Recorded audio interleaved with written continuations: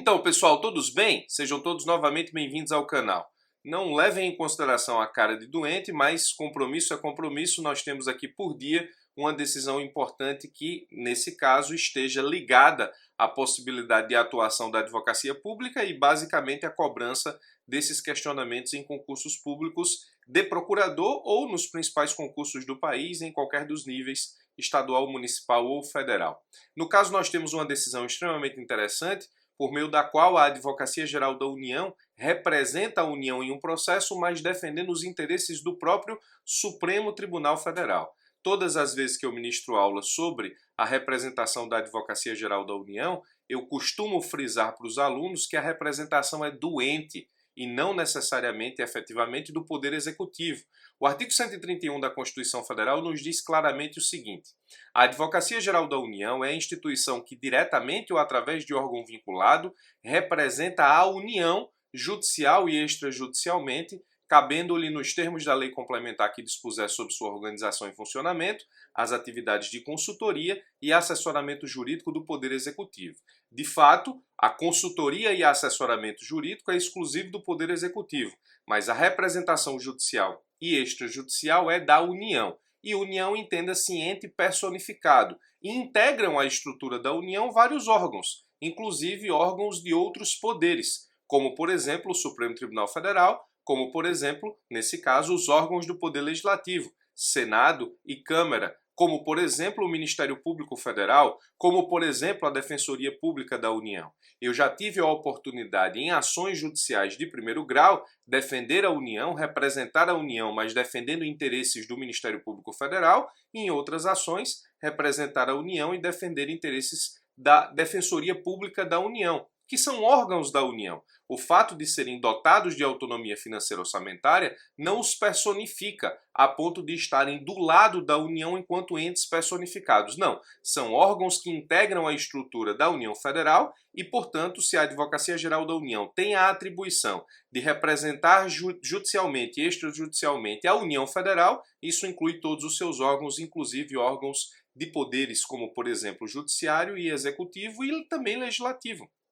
Não há, nesse caso específico, problema em relação a isso. Nós temos um caso curioso, onde a Advocacia Geral da União representa os interesses da União, mas nesse caso defende interesses do próprio Supremo Tribunal Federal. O caso é bastante interessante, veja comigo. O Supremo abriu licitação para a compra de refeições, para contratar empresa que forneça refeições. Até aí tudo bem, mas o problema é que essas refeições, o cardápio, inclui lagostas, arroz de pato, vinhos premiados e uísques envelhecidos por 18 anos. Então, uma cidadã foi lá no Distrito Federal e ingressou com ação popular contra a União, defendendo que a licitação do Supremo Tribunal Federal fere o princípio da moralidade administrativa. Basicamente, o que foi defendido na ação popular é que a atividade meio, nesse caso, de refeição no Supremo, nada tem a ver com a atividade fim, razão pela qual essa licitação estaria afrontando o princípio da moralidade administrativa. O juízo de piso, de primeiro grau, deferiu liminar na ação popular para suspender o processo licitatório. E aí, nesse caso, a decisão de primeiro grau entendeu que o gasto dispensado justamente nessa atividade meio da administração pública exige do administrador zelo com a coisa pública. Na decisão, o juiz de primeiro grau disse o seguinte, pois a atividade meio subsiste tão somente para dar o devido suporte para a efetiva concretização da atividade fim, e que cabe ao administrador averiguar, num juízo de proporcionalidade e razoabilidade, se o gasto empregado para custear a atividade meio é realmente necessário e em que limite para que se atinja a finalidade pretendida. No caso, verifica-se que o alto valor previsto em edital para custear uma atividade meio é desproporcional e tem potencial de ferir a moralidade administrativa. O edital, nesse caso do pregão, previa aí um gasto de R$1.100.000 com esse tipo de contratação, ou seja, com a contratação dessas refeições. Disse ainda a decisão do primeiro grau: a par de o objeto licitado no pregão em comento não se inserir como necessário para a manutenção do bom e relevante funcionamento do Supremo Tribunal Federal, os itens exigidos destoam sobremaneira da realidade socioeconômica brasileira: lagosta, uísque, bebida premiada, nesse caso específico arroz de pato, configurando um desprestígio ao cidadão brasileiro que arduamente recolhe seus impostos para manter a máquina pública funcionando a seu benefício. Essa foi a decisão do juiz de primeiro grau, que suspendeu o pregão eletrônico do Supremo Tribunal Federal, que tem por objetivo contratar essas refeições. Refeições com cardápio que inclui lagosta, arroz de pato, vinhos premiados e uísques envelhecidos por 18 anos. Aí entra a AGU na questão. A ação popular tem como réu a União Federal e, no caso, a AGU defende os interesses da União, que nesse caso coincide com os interesses do Supremo Tribunal Federal. A AGU foi lá então e agravou ao Tribunal Regional Federal da Primeira Região. E deixa eu logo te dizer, o Tribunal Regional Federal da Primeira Região, por uma decisão da vice-presidência, cassou a liminar que suspendiu o pregão eletrônico, e o que importa para esse vídeo é saber justamente quais foram os argumentos desenvolvidos pela Advocacia Geral da União e quais foram os argumentos acatados pela vice-presidência do TRF da Primeira Região. Vamos lá, eu separei, a decisão é um pouco longa, eu separei da decisão as partes que são mais importantes, que inclusive justificam a utilização do argumento e que podem te ajudar no entendimento da questão e até reforçar algum argumento em prova, se for o caso. Então a decisão é a de número 81.23.255, dada inclusive em plantão judicial. Diz o TRF da Primeira Região por meio da vice-presidência: órgão de cúpula do Poder Judiciário Nacional, o Supremo, sem prejuízo do regular cumprimento de sua missão institucional maior, se encontra inapelavelmente investido das atividades de relacionamento e representação institucionais. Aqui nós já temos uma orientação da decisão. Nesse contexto, em sentido diametralmente oposto ao quanto entendido pelo juízo de base, desaprova a ideia de que a contratação dos serviços em análise tenha o condão de vulnerar a precípua competência do Supremo, que é a de guardar a Constituição.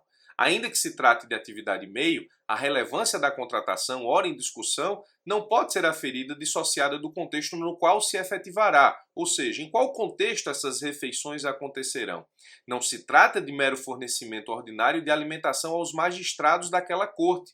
Tampouco se destina a contratação a todo e qualquer evento. Bem diferente disso, o contrato a que se refere o pregão eletrônico 27 de 2019 do Supremo se destina a qualificar o Supremo a oferecer refeições institucionais às mais graduadas autoridades nacionais e estrangeiras em compromissos oficiais nos quais a própria dignidade da instituição, obviamente, é exposta, tais como a realização prevista para 2019 de eventos setoriais do Mercosul, cúpula do BRICS, bem como, a título exemplificativo, o recebimento de chefes de poderes, chefes de Estado estrangeiros e juízes de cortes constitucionais de todo o mundo.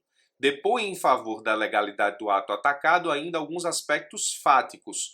O Tribunal de Contas, em caso análogo, referendou o contrato 9/2017 do Ministério das Relações Exteriores. O detalhamento do menu, constante do edital, para além de ser meramente exemplificativo, foi utilizado como parâmetro adotado pelas empresas licitantes para a composição dos preços, expediente que reduziu a margem de subjetividade quanto à qualidade dos produtos licitados. O pregão realizado em 26 de abril de 2019 teve lance mínimo de 463 mil, substancialmente reduzido em relação ao valor original, 1.100.000. E ainda assim, tal valor somente será pago à medida em que e quando os serviços forem efetivamente executados. Por fim, não vejo igualmente o potencial lesivo indicado na decisão da Seção Judiciária do Distrito Federal, decorrente do mero prosseguimento do processo licitatório. Ao contrário, a reversibilidade dos atos da administração pública de conhecimento notório se encontra sedimentada no enunciado 437 da súmula do próprio Supremo Tribunal Federal. E aí, essa parte da decisão é interessante porque o tribunal praticamente dá uma chamada na decisão do primeiro grau. O que não me parece pertinente, isso sim, é a indevida usurpação da prerrogativa que compete à administração de avaliar a conveniência e a oportunidade de seus próprios atos, revogando-os até se assim entender adequado e necessário. Noutro prisma, anoto que a medida cujo exame ora se pleiteia reclama urgência, que autoriza o exercício da jurisdição em regime de plantão. Não se trata de mera liberação do prosseguimento da licitação. A tese acolhida no juiz de primeiro grau referenda, aí vem uma parte interessante, a preocupante ideia de que no âmbito do Supremo, que abriga nada menos do que a chefia de um dos poderes da República, o Poder Judiciário, são concebidos atos com desvio de finalidade. O restabelecimento da verdade e o afastamento de tão preocupante nódoa demanda a imediata entrega da prestação jurisdicional requerida, a teor do que já foi exposto nos fundamentos de mérito e diante do quadro fático de simples compreensão dos fatos. A licitude e a prudência com que se desenvolveu o processo licitatório desautorizam tal ideia, que reflete uma visão distorcida dos fatos, nutrida por interpretações superficiais e assodadas, daí se justificando o acionamento da excepcional jurisdição plantonista para que imediatamente se afaste a pecha indevidamente atribuída ao Supremo e, com isso, a presidência ou vice-presidência, melhor dizendo, do TRF da primeira região, cassou a decisão do primeiro grau e deferiu o pedido de efeito de tutela recursal requerida pela União no agravo ao TRF da primeira região para reestabelecer a licitação do Supremo Tribunal Federal.